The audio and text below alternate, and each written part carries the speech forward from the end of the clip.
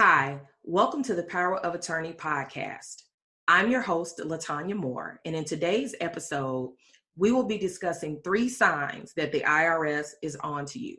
Now, if you're like me, you do not want to receive anything from the IRS, period. You don't even want them to send you something saying that you are in compliance, right? And so I get it. Unfortunately, there are lots of people out there that put their heads in the sand. They do not do anything. They literally just freeze. So I want to talk to the folks that, quite frankly, you know that there is something going on, but this is 3 signs that they really are on to you. So you want to make sure that you take action based on that.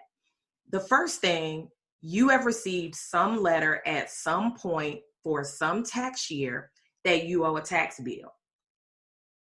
Now, we're not just talking about the letter, right? We're talking about the letter that says you owe a tax bill, okay? Usually it has a coupon, a perforation at the bottom that lets you know it's time to pay that bill. You also may have received a notice of intent to place a lien or a levy. Now, those are 2 different things. I lump them all together because essentially they kind of are the same thing in terms of action. This means the lien means that they're going to place a lien or claim to the equity in your home or real property, right? The levy means that they will take or make a claim to monies that are in your bank accounts. It doesn't matter.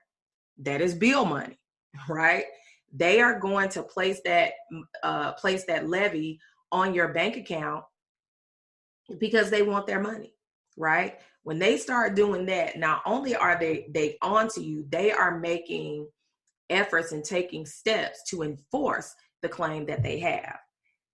Another one is when you receive notice that they plan to actually garnish your wages. Now, the bad thing about that is not only do you know, because remember, you will have received that letter, you would have received other notices, but now your employer knows, right, that you're in tax trouble. Now, I know I've had a lot of people that come to us, and some of them invariably, they always say, I just wish these IRS problems would just go away. And I understand that. I mean, are you the type of person who, is that you, right? You're just wishing that these problems will go away. You've received that notice from the IRS, right? What did you do? You left it on the kitchen counter. You left it on the desk. You left it under that stack of junk mail or bills that you're like, okay, I'm going to get to it. Then when you get to it, though, you are holding it. You're kind of afraid. You're like, I really, really, really don't want to open this. But guess what? Unfortunately, those letters are just going to keep coming and keep coming and keep coming. The amount that you owe is going to get bigger and bigger and bigger. What am I saying? I'm saying that problem, it's just not going to go away. Definitely without you putting your head in the sand, right? I also have some people just tell me, quite frankly, I was just hoping and praying that it just would go away. They really were. But let me tell you something. The hope and pray system doesn't work when it comes to the IRS. I'll just be honest with you. They have a way of ruining your life. I mentioned placing liens on your home or other real estate property, placing levies on your bank accounts. And that's any bank account associated with you, right, as a taxpayer.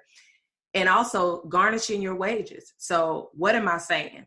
I'm saying this is sort of like a taxi cab. So for those of you that have ever been in a taxi cab, even just sitting idle, you're paying, right? That ticker just keeps going and going and going and going. And so you're actually just adding more to your IRS debt, even when you stand still, even when you do nothing. Because guess what? Many times the interest and penalties, they end up adding more than if you would have actually paid the IRS.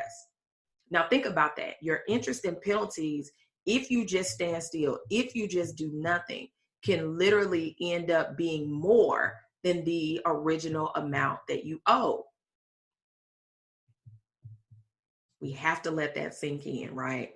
And I know some of you may be thinking, and again, lots of people that come to us, they also say, you know, I really just cannot afford to pay these taxes. And why are they adding interest and penalties? I don't have the money. Part of it is they don't like to be ignored, right? If you're sitting still, you're not doing anything, you're not saying anything, they are going to let you know that this is not going to go away, right? If they have to keep sending letter after letter after letter, because they want to, believe it or not, they want to give you an opportunity to make good on what you owe.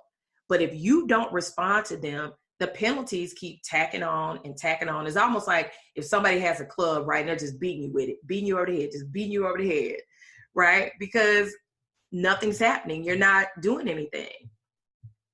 These are just 3 signs, but there are lots of things that can actually spiral from you're not paying your tax debt, okay? Believe it or not, the IRS has lots of power over your life. We talked about freezing your bank accounts because, yeah, that's what a levy is, right? They can seize all of the money in your bank accounts, depending on how much money you have. So like, for example, if you have $8,000 in your bank account and your tax bill is $10,000, they can take that entire $8,000 and then there's still a $1,500 deficit there, or $1,500 claim, let me say, left there. They can garnish your wages, like I mentioned. Really, they can actually legally take up to about 75% of your net pay. Think about that, 75% of your net pay. So if your net pay is, let's say, $100, just to make round numbers, they can take 75 of those dollars. Could you live on 25% of your net pay? For most people, no, they get the whole 100% of the net pay and they're still in the deficit, right? But here's the thing, they don't care, right? They think you can, they expect that you can. But besides slapping the bank levies, the wage garnishments, again, they can put a lien on your home or any other real estate property, real property that you have. And that will make it nearly impossible to actually borrow against it if you needed to do that. If you needed to do a refinance, you would not be able to do that, not without paying off this lien, right? If you sell your house, the IRS gets their money first from any equity there is. You got to think about that. It prevents you from borrowing any type of money. Traditionally, unless you're going to go to these really, really high charging places, these little finance companies with loan shark rates, okay? The lien can also make it harder for you to rent an apartment, get a car, really obtain any type of credit. And it can also jeopardize your job. If you have an employer that looks at things like, especially if you're in a position of public trust, typically people that make $75,000 a year or more are typically subject to some type of credit investigation. All of these things could really jeopardize your ability to get a job. The other thing too, for those of you that love to travel internationally, if you owe more than about $52,000 in credit card debt, in IRS debt, I deal with debt. in IRS debt, your passport can be restricted from being renewed. It's not just IRS debt, it's some other things also, but just know that they have the option of actually doing that, right? It's a joint effort between the IRS and the State Department. So this is not just, I just owe the IRS X number of dollars. Of course, you have to get to a certain level, but believe it or not, it is not difficult to do that. A lot of times people fall into this trap because either they haven't filed tax returns in a while. So we see people that they have received a letter from the IRS. They're scared. They've waited. And so since they received that one letter, let's say 3 tax years ago, they've not filed because they were afraid, right? And they always say, well, LeTonya, I didn't mean not to file my tax return. It was just this 1 or 2 times. But then, the next year I was afraid to file because, I know that I owe and I want to pay my taxes, but now I'm afraid it's going to cause me more problems and I'm going to be on their radar. And I had to tell them, you're already on the radar. You're already on the radar. And so most people that have IRS problems typically have not filed in a few years. And it's a common problem, right? For those of you that do this, you're not alone. Don't be embarrassed. Actually, there's roughly about 10 million taxpayers that have delinquent tax returns. Okay. So in my time for practicing in front of the IRS, I've seen people have rough patches in their lives. It kept them from filing taxes. There are lots of things, right? So it doesn't mean that you're a bad person, of course, if you have an IRS problem. Sometimes people get sick. They can't work. They lose their job. There's no money to pay the taxes for that 1 year. They're afraid to file. And again, it just snowballs into the common problems that we're talking about now, right? The liens being placed, the levies being placed, the wages, when you do get them, the wages being garnished, right? Even if you are on a fixed income where you receive government assistance, guess what? You owe the Treasury. That money comes from the U.S. Treasury. You must think about that.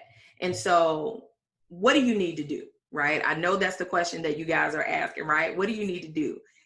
A couple of things I want to share with you is that over like the last few years, the laws have changed. There are some laws to protect that protects the taxpayers. It wasn't like that a while ago. Years ago, you were just at the mercy at the IRS. Now you do have a chance to get back on track. You do have a chance to get your life back if you're in any of these situations, or you have an opportunity to present it. Of course, you can represent yourself before the IRS, right?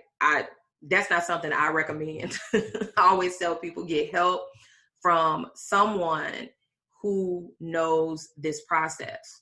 The IRS does have something called an offering compromise program. Some people go that route. I will say, I would equate representing yourself before the IRS is kind of like going to court without a lawyer. Again, I wouldn't recommend that. You can also hire someone that knows the ins and outs, right? How to navigate the IRS maze, because they do it on a daily basis. You want to hire someone who knows how to protect you and your rights. And quite frankly, once you take that first big step, right, you're tired of the sleepless nights. I get it. Right? So after you take that first big step, the biggest thing that you need to do is you really need to hire a competent professional, someone who cares about you, and they're an expert, right, in taking on the IRS. So you need someone with a track record. You need someone who does this.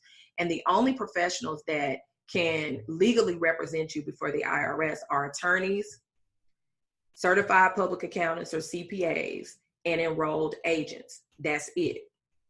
Other people will try to tell you that they can do this and they can do that, but understand the only professionals that can represent you before the IRS are attorneys, CPAs, certified public accountants, and enrolled agents. These are the only folks that the IRS are going to recognize that are representatives on your behalf, right? So what am I saying? Right? I'm saying you want to make sure that you go to the right person, right? Just because someone is a CPA, an attorney, or an enrolled agent does not necessarily mean that they handle IRS tax matters. So you want to make sure that you ask those right questions, right? You want to make sure that you are dealing with a specialist in tax resolution that can handle your tax difficulties. How do you know that? You ask the questions, right? You let them know your situation. You ask them, how many of these matters have they handled, right? How much of these type of cases represents their caseload? You must qualify the people that you go to, right? So what am I saying? What I'm saying is adhere to these 3 signs that the IRS is watching you, right? Because if you continue to ignore it, it is not going to get better, right? It is not going to get better. When people come to our office, normally they have ignored this for at least 1 tax year. That's the average. The average is at least 1 tax year. They don't even contact us until there has been an acute situation. Their bank accounts have been levied. There has been a lien placed on their home. So now they're in a dire situation.